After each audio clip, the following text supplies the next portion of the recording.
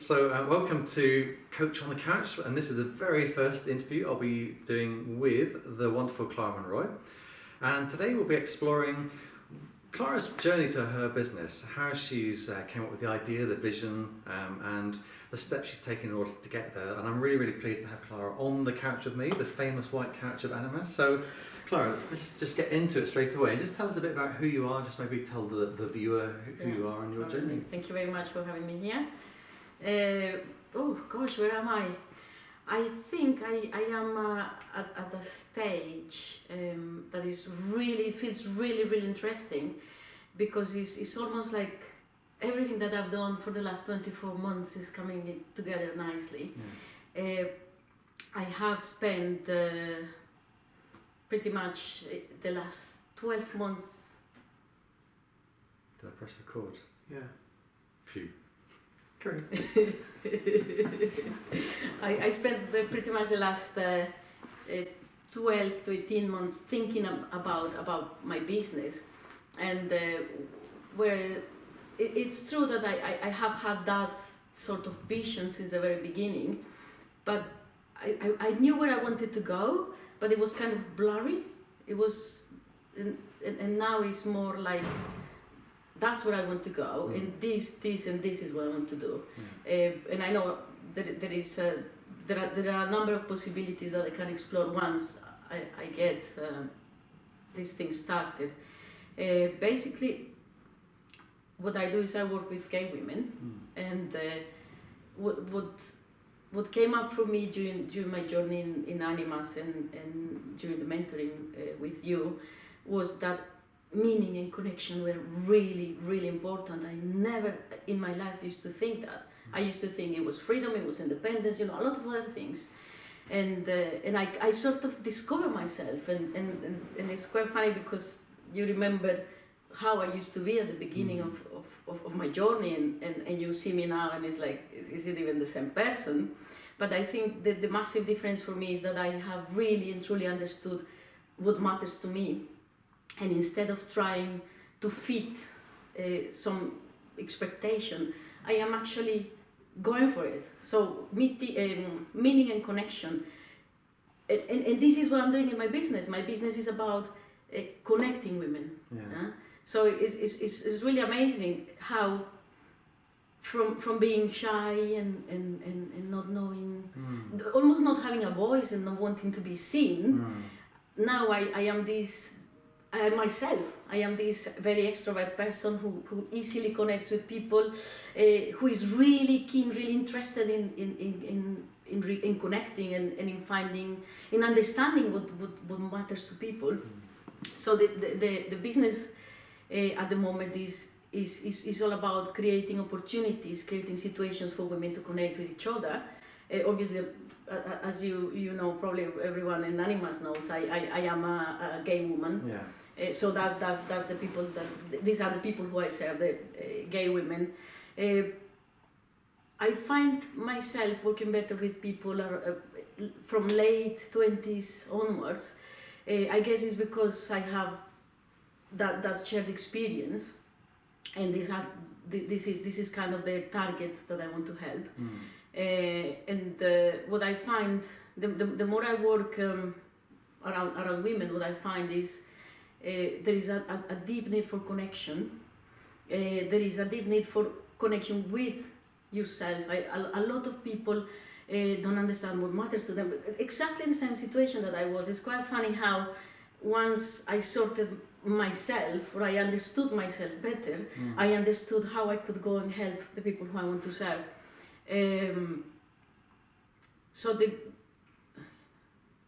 It's about creating opportunities to connect. There is a side of coaching in my business, but my business is not only coaching. In fact, the coaching has become sort of a small part of it. It's more about connecting. It's more about creating opportunities to start with in London, but also seeking opportunities to replicate or to escalate that model in other places. At the moment, how did I start? How did I actually understood what I wanted to do? When I first started, I don't know why I was crazy. I wanted to start. I started this meetup group, being so shy and being so scared of people. I decided to start this meetup group, which you probably remember was the Selfish Dyke. Yeah. That was a great experience. That was a fantastic learning experience, because I understood that the people who I want to serve don't like the name. Yeah. I still like it, but it didn't make business sense to have something that wasn't going to attract people. So when I realized that wasn't working, I asked myself, what can I do to get something out of this? So I decided to go one step backwards, if we want to, or sideways. I like sideways better. And I looked into my strengths. I speak Spanish, that's my first language, so I decided to start a meetup group for Spanish-speaking lesbians. And there was this shift from me being shy to me being able to manage a room with 50 people and nicely, it's people. Some people say I am a natural. I think it's more about just, perhaps I am, but it's more about just being myself rather than thinking what that person wants me to be or what that other person wants me to be. So from the Spanish group, again, I got to the point where I asked myself, okay, I've learned this, I know what these people want, but it's a bit limiting to have a group in London only for people who speak Spanish. So I started thinking, what could I do? Then I thought, international lesbians in London. And this is when the whole thing got bigger and bigger. And at the moment I have about 800 members in my meetup group. I have one of the highest attendance rates on a lesbian meetup. And it's just so popular. Plus, obviously, let's not forget the coaching. Basically, I source all my clients from the meetup group at the moment. Okay. I get them through meeting people, mingling with people, and asking them, being really interested about what's going on for them. And I think for me, there was this process where I sort of needed to learn how to position myself and how to talk to people. But now it's a lot easier. Now, and I at the moment, all my clients are coming from the meetup group. So one of the things I'm curious about, in a way there's two journeys here in my mind. One is around your own personal change and one is around the business you've created. Yeah. And I wonder if it's okay to explore that personal bit first, which is what was that shift for you? Because I remember when we first started working together on the STARS mentoring group, when I talked about doing group coaching, you're like, no, just want to do one-to-one, don't want to do any group work, not for me. What had to happen and what did happen for you over that year? I don't know. It's almost as if deep in my heart I knew I could do these things. That's why I decided to start the journey. But I was denying myself this possibility somehow. I was self-sabotaging. And it was fear perhaps, but I'm not sure whether it was fear of failure. I think it was more fear of success, and I think still when I have these moments when I hear this voice, I think it's more related to what if you succeed, then what's going to happen, rather than what if you don't succeed. But what I learned was I just look at this fear or feel this, whatever it is, and I don't care. Yeah? And it's really, really funny because I remember when you mentioned group coaching, and I was like, no, that is not something I want to do. And I have a group coaching now, and it's really, really nice.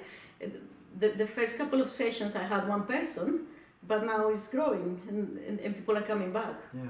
So I'm getting very positive feedback, and I feel really confident. There is, I think the change was I wanted to please other people. now I do what I want to do. Right. I think that's what really made the difference. Yeah.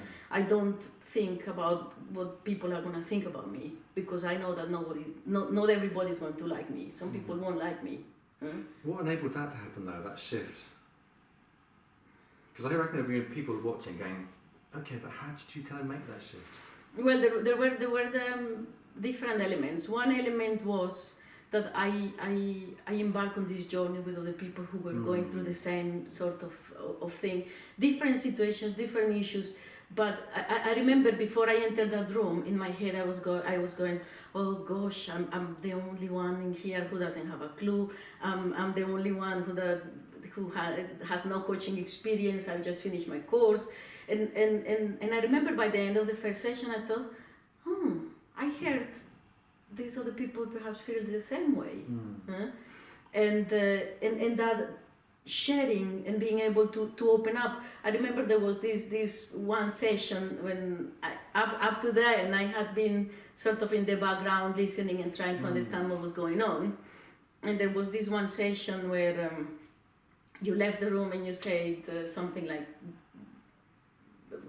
we were to share how the journey had been for us or what we needed. I don't remember exactly what it was, but what I remember was that I did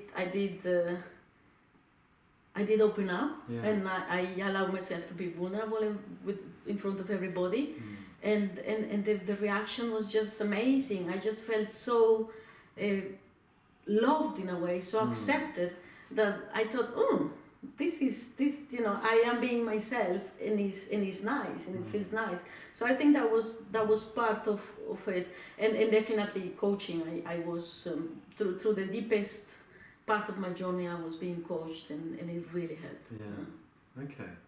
So there's a sense in which you started to not care what other people thought of you. And what did that lead you to start to do in terms of your behaviours? How did you start to change around your business or yourself?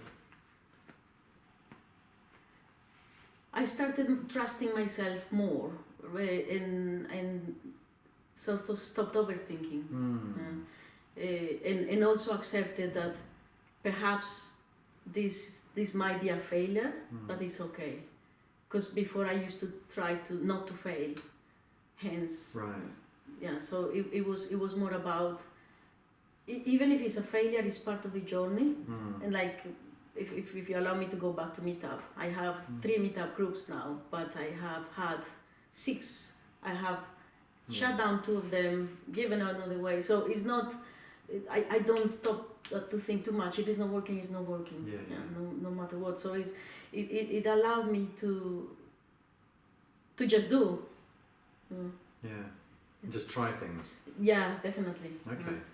So tell us a bit, let's go to the other journey now, which is the business bit. So we've explored a bit about your own transformation. Tell us a bit about the business. What is, you talk about connection and connection and meaning. Tell us about how that looks as a business model. What services do you provide, and how do you provide them, that sort of thing?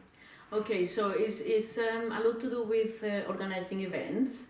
Not events necessarily in a pub or in a club, but very little of that. It's more about dining.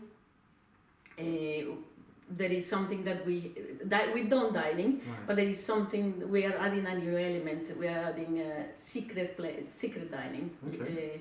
There is elements of day trips, which we are introducing very, very soon as well. At the moment, what I'm doing is all on Meetup, but I have the second week of January is the day that we have fixed for our launch, to launch our own brand. Excellent. So that's coming up very, very soon. And whereas I still feel, I still have this voice asking, wondering whether this is gonna work or no. It just doesn't matter. I have tried. We organize walks, drinks at the pub as well. There are retreats coming up. This is the very beginning of the brand. So it's not. What is the brand? Lesbian Nation. What, Lesbian Nation? Lesbian Nation, yeah. Wow, all one word. Yeah. That's nice. Okay. Yeah. So it's about creating these opportunities for people to meet and connect. There is also I'm offering also the group coaching at the moment, and we have some language exchange. It's basically finding opportunities for people to connect and creating them. We have had afternoon tea and coffee. What else? I think that's all I can remember. What's secret dining? Secret dining is you pay a fee. Right. You know Okay. what food you're gonna have. Right. But 24 hours before the event, you get the details. Nice. Yeah. Okay. And it's a limited thing. There is also speed dating, of course. Yeah. Okay. We have had one event which was very successful already, and we're organizing more. So it is. And does Clara Monroy as a brand still exist alongside Lesbian Nation, or is it? Yes. Yes. I have my own coaching practice, Yes, and okay. I do coach. I coach. I have 4 areas where I work. One is late bloomers and sexual fluidity.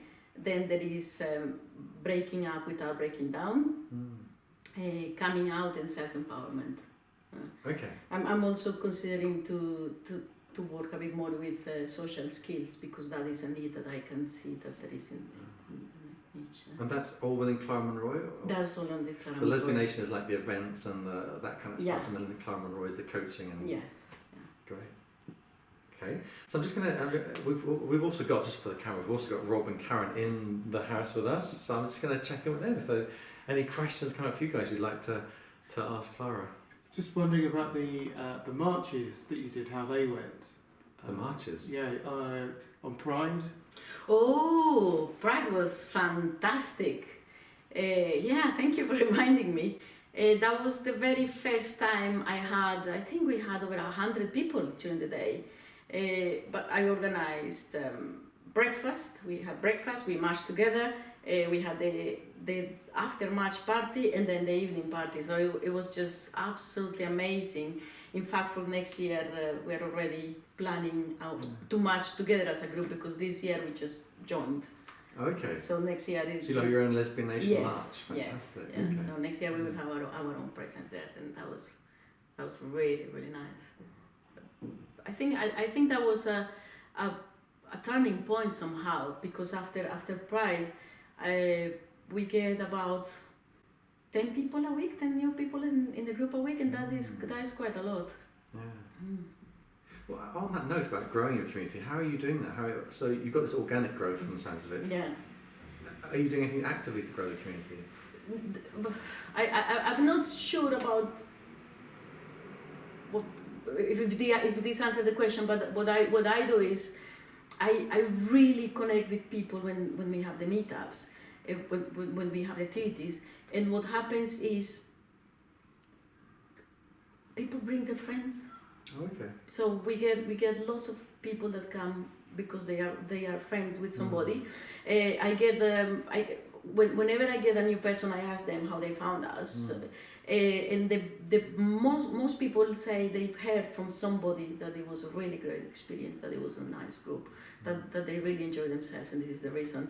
Recently, somebody else had told me that they just Googled and it came up on Google, which is quite unexpected. But it's mainly through word of mouth.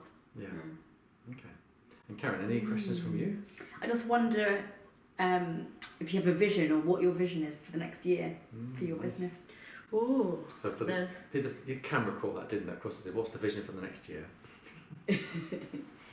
The vision for the next year, I think 2016 for me is about establishing the brand in London.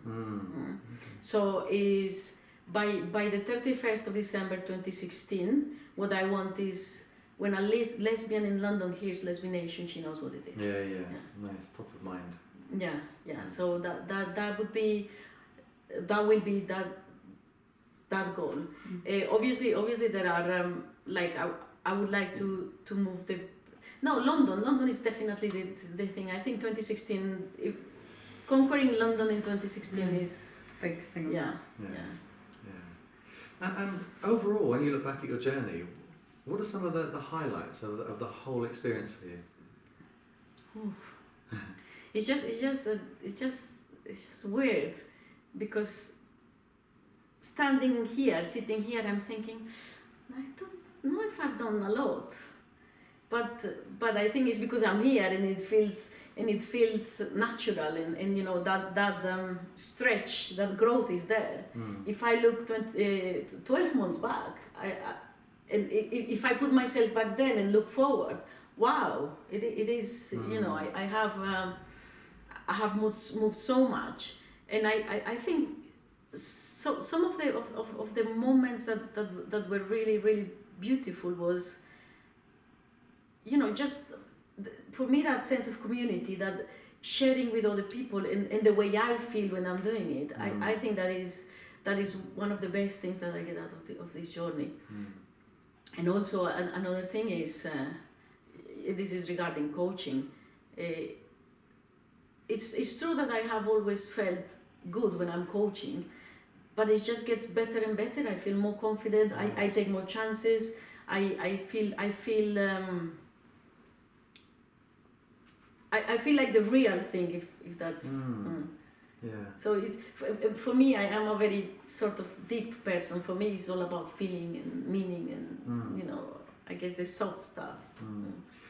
The impression I get from what you've just said, and I might be wrong, but it is that it's less about building more and more experience as a coach, but rather how you think of yourself as a coach. That this coaching fits into a bigger picture now for you. That's what I'm hearing, rather than just like clocking up the hours. It's like you suddenly see yourself as a coach. Yeah, I do see myself as a coach. I think that has made a big difference as well. I think before I saw myself as someone who was training to be a coach, and I think I mentioned this in one of the meetings at the mentoring group.